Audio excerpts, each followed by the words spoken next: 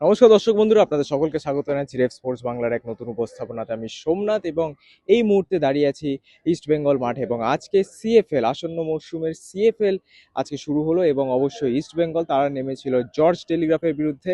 এবং তাদের এই যে সিএফএল মরশুম আছে, আপনারা জানেন ইস্ট বেঙ্গল ডিফেন্ডিং চ্যাম্পিয়ন্স, পরপর 2 বছর তারা এর আগে সিএফএল জিতেছে এবং এই বছর সিএফএল যদি তারা জিততে পারে তাহলে অবশ্যই তৃতীয়বারের মতো তারা সিএফএল জিততে পারবে। এবং তাদের যে শুরুটা আজকে এই টুর্নামেন্টে সেটাও কিন্তু একেবারে গত মরশুমের মতোই হয়েছে। তারা প্রথম ম্যাচে জয়লাভ করেছে, তারা জর্জ টেলিগ্রাফকে 3-0 গোলে হারিয়েছে এবং স্টারকে সেই জেসিনটিকে অনবদ্য ফুটবল খেললেন। জেসিনটিকে প্রথমার্ধে যদি বলি ফার্স্ট গোলটা তিনিই করেছেন জেসিনটিকে, এবং তারপরে পেনাল্টি পায় ইস্ট বেঙ্গল প্রথমার্ধের একদম শেষের দিকে। সেটাতেও বলতে পারেন কিছুটা জেসিনটিকেরই ইনভলভমেন্ট ছিল, বাট সেই পেনাল্টিটা মারে জোসেফ জাস্টিন। এবং 3টে গোল করেছে ইস্ট বেঙ্গল, 3টে আলাদা আলাদা গোল স্কোরার। এবং ইস্ট বেঙ্গলের নতুন স্ট্রাইকার কেরালা থেকে এসেছেন মোহাম্মদ বিলাল, তিনিও কিন্তু আজকে তার ডেবিউ ম্যাচে গোল করলেন এবং ইস্ট বেঙ্গলকে 3-0 গোলে কিন্তু আজকে ম্যাচটা জেতালেন। তো অবশ্যই সিএফএল তাদের নতুন মরশুম ইস্ট বেঙ্গল জয় দিয়ে শুরু করেছে আজকে 12 তারিখ, এবং আগামীকাল নামবে মোহনবাগান। দুই প্রধান দিয়ে শুরু হচ্ছে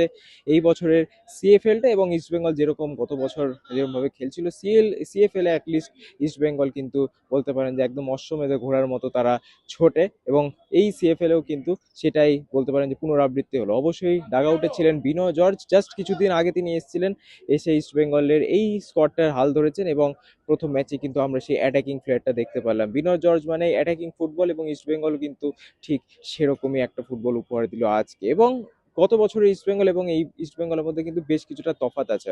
অনেক নতুন প্লেয়ার নেওয়া হয়েছে, বাঙালি প্লেয়ার বেশি আছে, এবং আপনারা জানেন যে বঙ্গ সন্তানের যে নিয়মটা সেটার জন্য বাঙালি প্লেয়ারদের সংখ্যা খানিকটা বেশি। এবং নানান সিএফএল এর যে বাকি টিমরা আছে সেখান থেকে কিন্তু কিছু কিছু প্লেয়ারকে নেওয়া হয়েছে। অবশ্যই যদি কথা বলতে হয়, আকাশ হেমব্রমকে নেওয়া হয়েছে ডায়মন্ড হারবার থেকে, এবং আরও দেবায়ন হাজরার যদি কথা বলি, এবং বাকি প্লেয়াররাও। বাট অবশ্যই ইস্ট বেঙ্গলের যে মেন ইঞ্জিন বা বলতে পারেন যে যারা মেন পারফর্ম করছে তারা কিন্তু এই গত বছরের স্কোয়াড থেকেই। অবশ্যই জেসিনটিকে তাকেও কিন্তু অনবদ্য ফর্মে লাগলো। জেসিনটিকের কন্ট্রাক্ট এক্সটেনশন হয়েছে এই মরশুমে, এবং তাকে কিন্তু বেশ প্রমিসিং লাগছে। অবশ্যই এটা সমর্থকদের অনেক দিনের চাহিদা যে জেসিনটিকে তিনি যেন সিনিয়র টিমে চান্স পায়। এবং আজকের পারফরমেন্সটা পর কিন্তু আরও একবার বলা যায় যে অবশ্যই সিনিয়র টিমের দরজার কড়া নাড়ছেন কিন্তু জেসিনটিকে। পাশাপাশি পিভি বিষ্ণু আজকে খেললেন, খুব একটা ভালো টাচে তাকে দেখালো না, হয়তো জাস্ট কিছুদিন আগে প্র্যাকটিস শুরু করার কারণে একটুখানি অফ ফর্ম ছিলেন। সময়ের সাথে সাথে হয়তো সেটা ঠিক হয়ে যাবে অবশ্যই। এবং পাশাপাশি বাকি আরও যদি প্লেয়ার কথা বলি, চাকুমান্ডি ছিলেন ডিফেন্সে, সুমন দেখে আজকে দেখা গেল বিক্রম প্রধান প্রথমার্ধে লেফট ব্যাক হিসেবে স্টার্ট করেছেন, তিনি ইনজোর্ড হয়ে গেছিলেন এবং তার জায়গায় ছিলেন সুমন দে। এবং স্পেসিফিক্যালি মেনশন করতে হচ্ছে ইস্ট বেঙ্গলের এই বছর একটা নতুন ইনক্লুশন জয় বাজের কথা। তিনি রাইট ব্যাক পজিশনটা মূলত খেলছেন এবং আজকের ম্যান অফ দ্য ম্যাচ কিন্তু হয়েছেন এই জয় বাজ।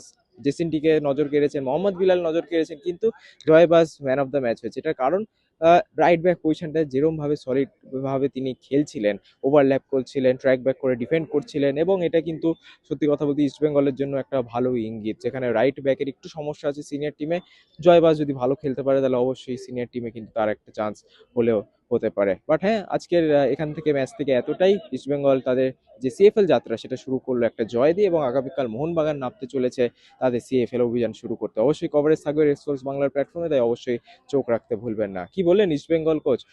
আসুন শুনে নেওয়া যাক সে পর্দায়, এবং আপনাদের সাথে আবারও দেখা হবে পরবর্তী ভিডিওতে। ততদিনে ভালো থাকবেন, সুস্থ থাকবেন, এবং নমস্কার। খেলা দেখছেন যে হ্যাঁ, প্রথম ম্যাচ তো ঠিকঠাক আছে। আপনার যাই হয় আর কি, আরও হতে পারতো, তবে ঠিক আছে, খেলাটা আস্তে আস্তে ঘটছে। আমরা যে স্টাইল মানে খেলতে চাই, নতুন অনেক মুখ আছে আপনারা দেখছেন, তারা আস্তে আস্তে আসছে, ঠিক আছে।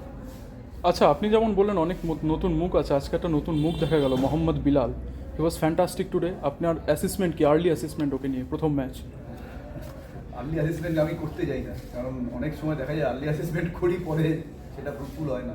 যাই হোক, মানে ছেলেটার মধ্যে আমি ফার্স্ট যেদিন এসছে সেদিন থেকেই আমি ছেলেটাকে আমার খুব ভালো লাগছে। মানে প্রপার নাম্বার 9 যাকে বলে, সিঙ্গেল স্ট্রাইকার যদি হয় একদম পারফেক্ট।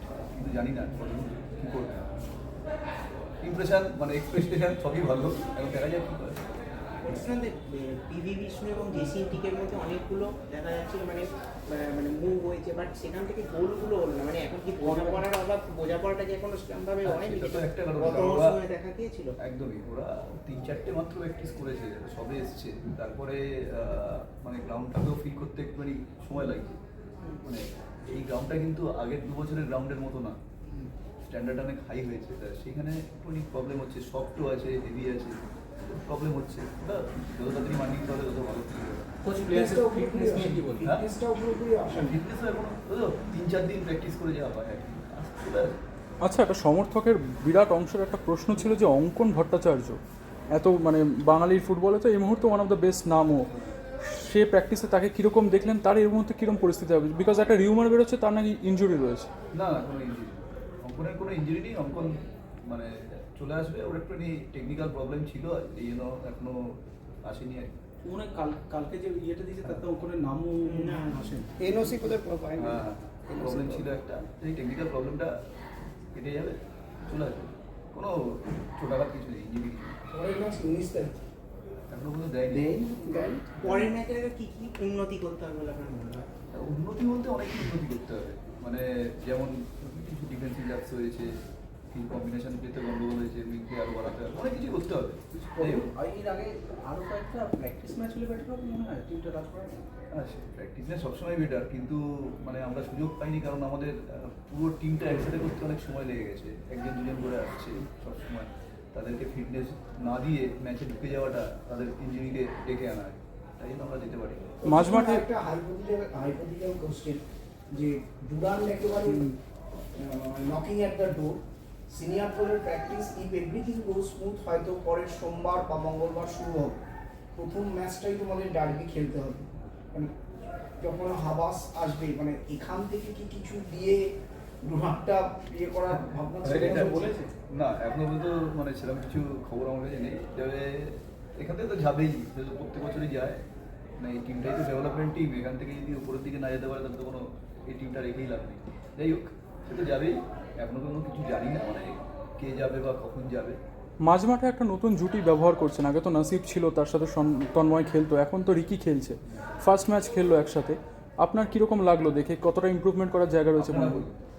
মানে আমরা তো ভালো লাগছে বলে রিকিকে দিচ্ছি, রিকি খেলছে, যাই হোক না, ভালো ম্যাচ করতে পারছে। রিকি অনেকটাই জুনিয়র ছেলে, লাস্ট ইয়ার আমাদের আরএফডিএল টিমেও ছিল, সময় দিলে ভালো জায়গায় যাবে, প্রমিজিং প্লেয়ার।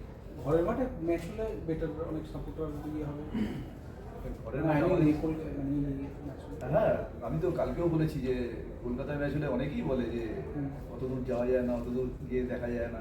কলকাতায় ম্যাচ হলে সবাই আসতে পারবে, বিশেষ করে সমর্থকরা যারা ফুটবল ভালোবাসে তারা তো মাঠে আসতে পারবে।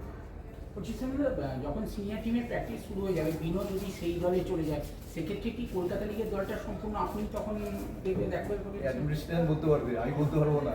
আর বিনোকোচ তো বরাবরই মানে সিনিয়র টিমের সাথে যুক্ত থাকে, এখানেও টাচ থাকে, মানে দুটোই চেষ্টা করে যে অ্যাভেল করার জন্য। Thank you so much, thank you so much. গোটা পাঁচের হতো।